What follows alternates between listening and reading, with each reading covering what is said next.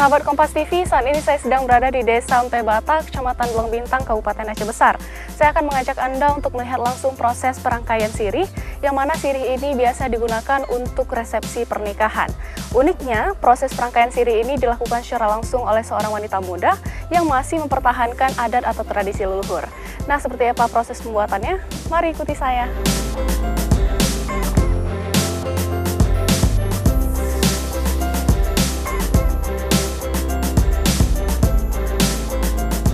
Rosmidar, wanita muda asal Aceh Besar ini, mulai menggeluti usaha merangkai sirih sejak 2013 lalu.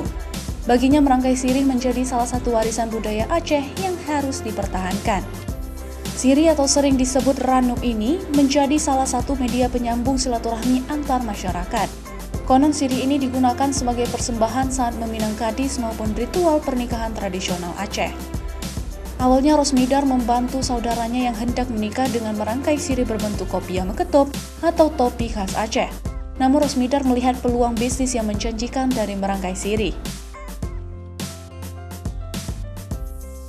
Nah, sahabat Kompas TV, saat ini saya sudah bersama Kak Rosmidar. Beliau merupakan salah satu pelaku usaha yang bergerak di bidang perangkaian sirih. Nah, sekarang saya ingin mencoba langsung cara merangkai sirih ini.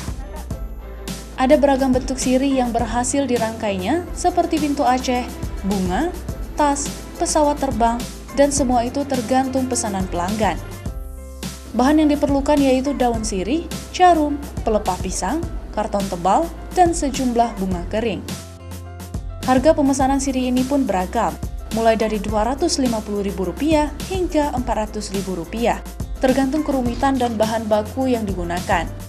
Untuk menambah kesan elegan, Rosmidar menambahkan ornamen bunga kering agar terlihat lebih indah dan berwarna. Saya rasa wajib ya mempertahankan, apalagi di zaman sekarang itu anak muda sudah jarang menggunakan atau merangkai sirih. Kan kebanyakannya ya emak-emak atau nyak-nyak ya yang merangkai sirih. Jadi saya rasa ini peluang usaha yang masih yang bisa kita angkat karena ini sebagai adat istiadat. Rosmidar mengaku selama pandemi omset bisnisnya menurun karena tak banyak masyarakat Aceh yang melangsungkan pernikahan. Sebelum pandemi COVID-19, Rosmidar mampu memproduksi 3 hingga 5 bentuk rangkaian sirih dalam 1 minggu.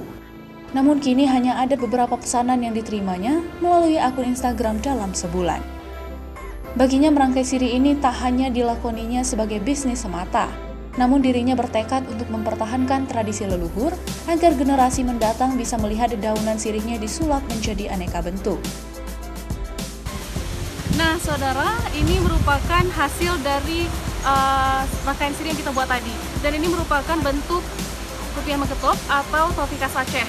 Di sini Rosmidar menambahkan berbagai jenis ornamen bunga kering untuk memperindah tampilan dari rangkaian sirih ini.